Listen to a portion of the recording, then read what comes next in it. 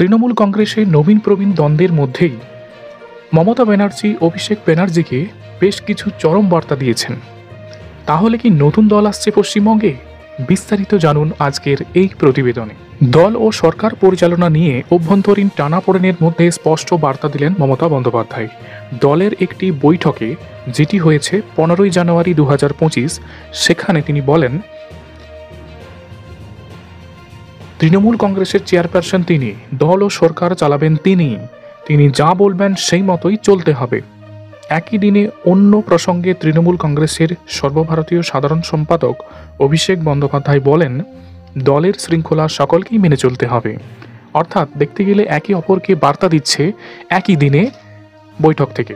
কাঁথি সমবায় ব্যাংকের বোর্ড গঠন নিয়ে দুই গোষ্ঠীর বিরোধের মীমাংসার জন্য দলের বৈঠকে বুধবার নেত্রী বলেছেন, আরও 10 বছর আমি চালাবো।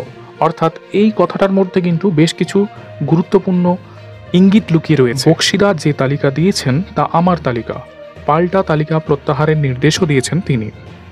তৃণমূলের অভ্যন্তরীণ পরিস্থিতি নিয়ে একই দিনে মুখ খুলেছেন অভিষেক বন্দ্যোপাধ্যায়ও।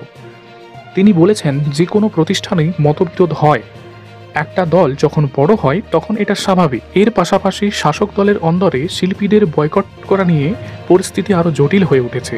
এই বিতর্কে নিজেদের অবস্থানে অনড় রয়েছেন অভিষেক এবং দলের রাজ্য সাধারণ সম্পাদক কুণাল ঘোষ। শীতকালীন জলসায় সরকার বিরোধী শিল্পীদের বয়কটের বার্তা দিয়েছিলেন কুণাল, কিন্তু তা খারিজ করে দিয়েছিলেন অভিষেক।